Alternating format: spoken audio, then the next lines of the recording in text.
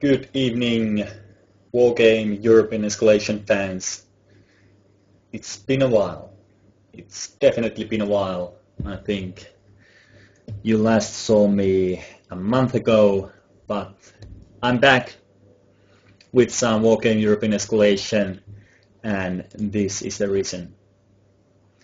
So you can see the new DLC Conquest is being released today. It's said 5th of July, which is today. This game will unlock in approximately 1 hour, and I think it's shown that for 20 minutes now. So we still have a maximum of 40 minutes to wait until I can download and install the Conquest. But from what I see from the screenshots, if this is the Conquest mode, I'm going to love this, because this looks a lot more like holding strategic points, gaining strategic points over the current version of the game where you just have to destroy everything or the enemy commands.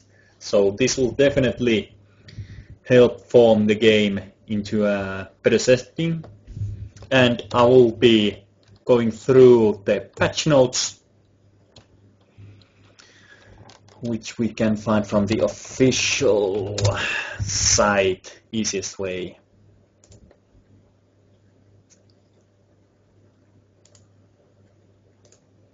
From here. So again, if you have anything to say, anything to comment, whatever, on the patch notes, just give a call out on the chat. I'll be going through, giving my own opinions on what is going on, why they did what they did. And after we get through these, I hope we will be able to download the new DLC for our beloved Wargame and get a few matches under our belt to actually test out the new features. So definitely a good thing adding new maps and the Conquest game mode. There hasn't been much talk about this, at least I haven't seen, but as you just saw from the... let's see if there's more.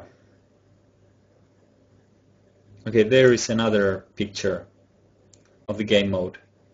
So you definitely see there are like the crossroads and the major points like the forests. Don't know why this is in the middle. But it seems that the overall setting seems really, really good. There's only few controllable points where you can actually get army points, and then there's more controllable landscape points. I guess these are for winning the game. I don't know yet. I will have to find out. So, humans or AI, and 2 more actual maps for the siege mode. Hold until revealed, none shall pass. Okay. So these will be shown when we get the DLC to download. New game lobby interface, definitely something requested. The current user interface is one of the worst I've seen in a good game, and I really hope they've improved it from the previous. So better visibility of the number of people playing ranked games, really good stuff. We will actually see how live it is. Major tuning patch, yeah, we will go into that next. Some bug fixes, nothing especially good. At least I haven't had too much of. I haven't had too many problems with any of crashing or stuff like that. Tuning, generic. This is pretty huge. All flamethrowers are now restricted to direct fire. So previously the flamethrowers, if you had the micro for them, they were the be-all, end-all units if you could hide them. The flames killed anything, and you could just sweep a forest with the fast clicks of shift and attack ground and just annihilate anything that was in there.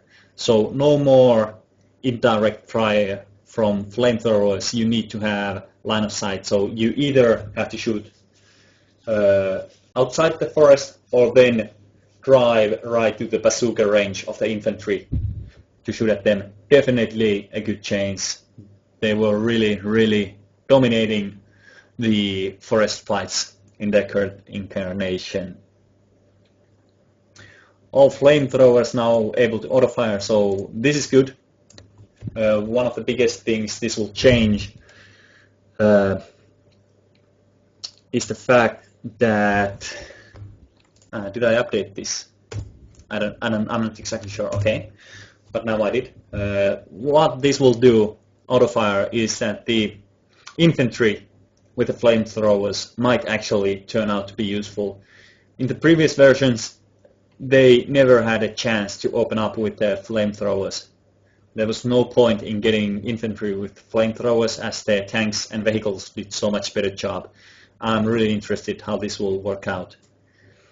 And aiming time for all flamethrowers decreased, meaning, again, coming down to the point that infantry with flamethrowers will start to fire faster with their flamethrowers, so they won't get killed before they can even start using their flamethrowers. This is good. Good stuff. Aiming time for all AGGM decreased. Just pure awesome. This was one of the things I was specifically wanting for the AGGMs to be changed, because the current aiming time, they get spotted during the aiming time. They cannot get their missiles off. If they get their missiles off, they will be killed before the missile actually hit. And then we come to the next one. Firing range of all AGGMs have been increased by 175 meters. Except both dragons, I will go the units through when we get download completed. But definitely really good to have the AGGM range also buffed, because it wasn't buffed together with the, how do you call it? It wasn't buffed after the heavy tanks got their longer range cannons. So going on to the fact side, patch changes. Shilka, the variation of it, less ammo, firing range increased, accuracy increased, definitely a buff for this tank. From 4,000 to 2,000, why would you need it? It's mostly a defensive vehicle, so a buff, a decent buff. Fire range on the Shilka, other Shilka again, 4v1, again increase, and increase on the accuracy also. And I did see these used before the buff, and I bet I will see these a lot more from now on. The same firing range for Riisto also increased up to 2 kilometers now. This is pretty huge increase. 400 meters, it's big.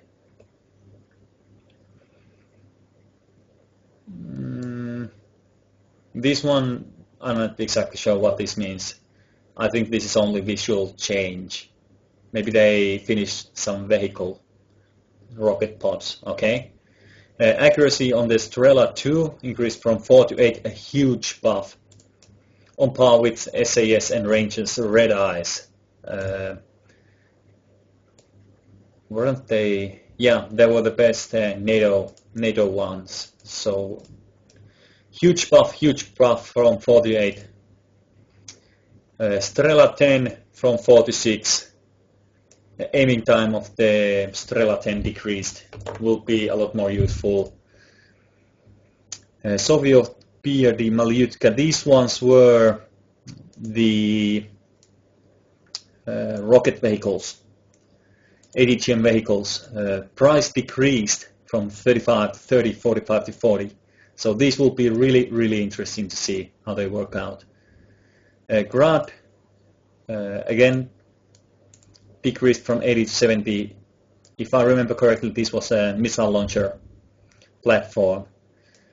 RM-70s also from 150 to 130, so we will see a lot more rockets from now on also. Firing range on the cheapest tanks has been dropped from 1925 to 1500. So again, this is definitely a nerf for the light tank rushes. If you did use the T-34-85s, yeah, they will be a lot more or lot less useful. PT-76B, I think these are the scouts or troop carriers.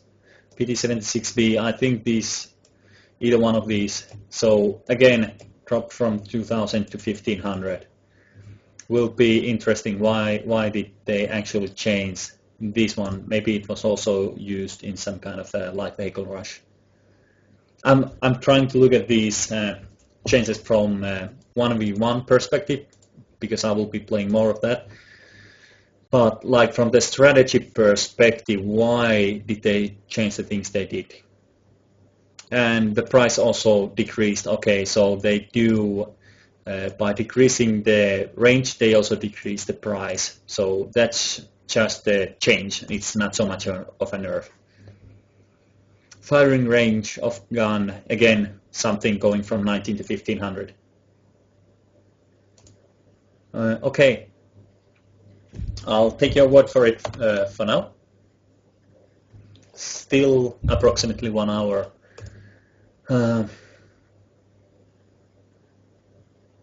MBT, main battle tanks, increased from 1925 to 2100. T62, T64, 2 variants, and T72. So we will get something in between of a heavy tank and a medium tank. We will get new hard-hitting tanks, and what this actually means, when you increase the range of a gun, you also increase the accuracy. So with the previous accuracy but more range, the accuracy actually on the 1925 is moved up to the 2100, meaning that the accuracy at 1925 is better than previously. Yeah, I was thinking that it's a reconnaissance. It was quite slow. It had 4 different variants on it. So that's it. This is one of the most interesting. I did check these patch notes at work before coming home. Sorry, boss. But this will totally change some aspects of the tank warfare. Definitely. Really interesting change. Really wanting to see how this works out. And of course, the biggest change, following ATGM values, AP value is increased. Across the board increase from 1 up to a whopping of 4 on the reflex, AP 11 up to AP 15. That's some huge crap. When you fire this thing on a tank which has 5 armor, it gets one-shotted. If you fire it on a side armor of a heavy tank, it gets one-shotted. I'm not sure if they are trying to... So maybe they haven't been able to... how would I say it? Maybe they haven't been able to repair the accuracy bugs on the ATGMs, and they are trying to negate the problem with the accuracy, giving them more power, or then the overall what they've changed with the ATGMs, faster firing rate, faster aiming time. This change will overall buff the ATGMs, and we will come to the idea which I argued on the forums, that the ATGMs are one piece of a rock, paper, scissors, and the ATGMs are meant to counter tanks, especially heavy tanks. And the overall thing was that the ATGMs just weren't useful if you didn't mass them and got off a perfect surprise or a chopper with no anti-air cover on a tank or something like that. So with these changes, having few ATGMs will help you deal with heavy tanks. You will be able to focus the ATGMs on the heavy tank, and the rest of the tanks, what you have on the light or medium vehicles.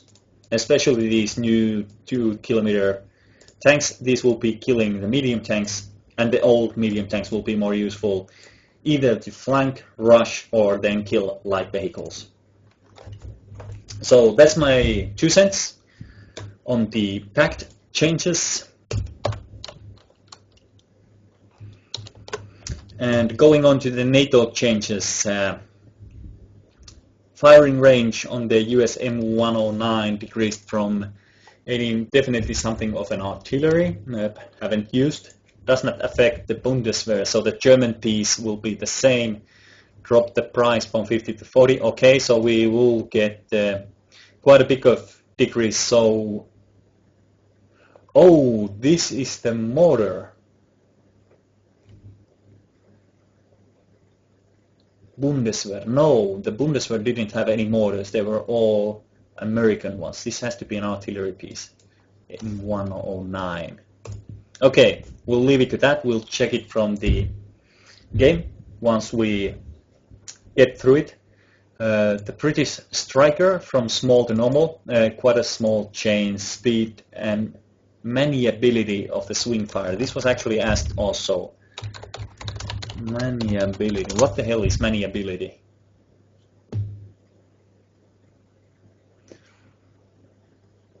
Safety and maniability. Observers.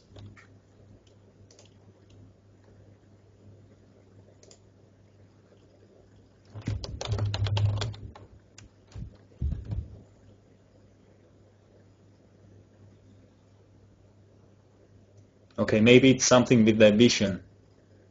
I have to guess that the swing fire.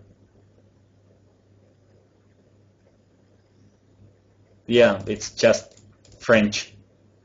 I think French people just messed this word up. Okay, so it hits more when it's moving its gun. That might be it. Milan F2 price increased from 2025. These will be covered with the 80 gem changes below. Panzer Grenadiers decreased from 35 to 30. These were overpriced, but at 30 I have to wonder because they do also have awesome rifles on them. So I will have to see whether they will fit or be the one or be all infantry from now on with the buff on the empty GMs. Blindesiede, German's Jägers, caliber change. Okay, no gameplay effect, we were not too much increased. Interested from that. Zippos, okay, now we can get more Zippos, nothing big change. Stabilizer, okay, so the main battle tank 70, buffed. This is something good. It was, along with Starship, the MBT-70 is the only tank which can use its autocannon and main gun at the same time. So now we can actually also fire on the move somehow, so you can actually make it reverse and still be able to do some damage, hit stuff. So definitely a good counter, overall counter with the missiles, and the Starship a great counter. Contrary to the many beliefs, Starship is an awesome counter to light vehicle rushes. SBC-11 to Kurs decreased from 35-30. I think this was Scout. I have to make sure.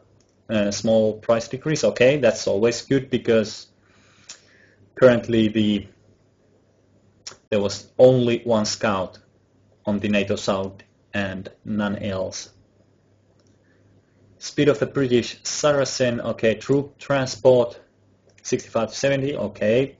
Don't know why, but they did. Maybe it's somehow more balanced now with the rest. With the rest of the troop transports, also 150 90mm Recoilless rifles. 90mm is quite big. I have to check again what is the V150. I'm not exactly sure. Come on! So 90mm decreased from 50 to 45. Depending on what this is, it might be. Well, I think it tells me enough. I've played quite a lot of NATO and still I'm not able to identify this, so I think it tells enough. Yeah, we needed the price decrease, so definitely a buff. Rather than speed increased, that's good, it was quite slow. Mare 183's actual Milan F1 with Milan F2, a huge buff, if it is what I feel, from 10 to 12, from 12 to 15. So from the current 10 AP it goes up to 15, so it gets 183 gets a whopping 5 AP increase on the missile with no price change on the actual vehicle. That's a huge buff. Not to say the accuracy of the F1 versus the F2. 80 gem cheap, tow increased from 25-30, that's also a good change. The chips were quite cheap already, and now that the 80 gems are buffed, it definitely needs a price increase. Price of the French 80 gems is okay, also increased because of the direct buff to the 80 gems which they wield. 80 gem team dragons actually decreased from 15 to 10 and 20 to 15 because the dragons are the only ones which are not changed. So you will have a huge amount of cheap.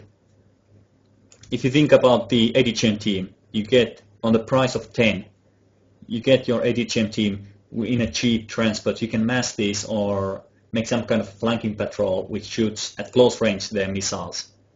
So this will be another new interesting. Currently we did not have cheap 80 gem infantry which could be used in these ways. $10 is very cheap. Definitely something we can implement. And the firing range changes on the following MBT's main gun from 19 to 21. So these will be on par with the pack tanks of T62, T64, T72, and surprisingly to see Leopard 1A4, 1A5. This is one of the best things because actually now on the Leopard 1A4, well, Leopard 1 line, you have a cheap tank, you have a decent medium tank, and then you will also have something that can actually with veterancy hit from afar, kill from afar.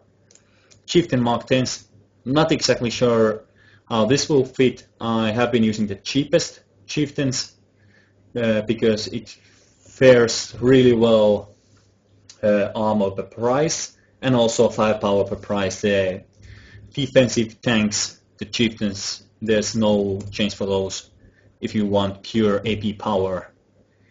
Abrams also increased. I think this is just a no-brainer because the rest of the heavy tank lines all had the longer range on the main gun, but the Abrams had this kind of a mixed tree where only the last heavy tank had the better gun. M8 AGS, this is just pure awesomeness. I did use the M8 AGS before, and I will definitely use it after the patch. This is the all-be-all tank destroyer for the NATO side. And now with the range buff, you can actually keep it way more safe behind your meat shield, way behind your meat shield. It doesn't have the same range anymore. You can just attack move with your tanks, and this will always stay behind the lines. So you need to focus fire it down if you're facing one of these guys. Same for the MX Valory. This was really, really great. The biggest problem is that it cannot fire the autocannon and the main gun at the same time. But with the range increase, it was already a good mobile tank. With the range increase, it's even easier to keep it alive. And I have to wonder if the 30P2 is the last on the AMX line. And if it is, the AMX line just got way more better. And also on the Patton line, M60 and Super M60, definitely a good buff to make the whole tree balanced, because previously the tree was not balanced correctly because the rice pattern was dominating concerning the price per firepower, per armor, per speed, whatever. It was one of the best tanks for its price on the NATO side. Now that we have better range, for the last few on the tree. I bet we will see these also utilized a lot more in different roles than just the rice pattern. And the same ADGM value change that we saw on the pack side, we also see on the NATO side, from up to 1 armor piercing for a whopping of 3 to 3 to 3. Okay, the Hellfire actually got buffed. Whoa. Attack Concourse also pretty decent. So the Hellfire buff means that the chopper from the NATO side, god damn it, I'm forgetting the names, however, the best chopper will be a heavy tank sniper. The range and accuracy on the Hellfire was one of the best already, and now with the increase on the AP, it will be a huge one. Especially if we look at, for example, the HOT 1 and 2, the AP they get, these will definitely be more useful. TOW 2 on the cheap, from 12 to 15, some awesome stuff. Now we finally have a good counter to the heavy tanks. We will definitely see less heavy tanks, and if we do see heavy tanks, they have to be used in careful numbers, or then they will just be end game tool which you can mass if you are having a way over on the economic side. Too bad we still don't have the DLC up for grabs.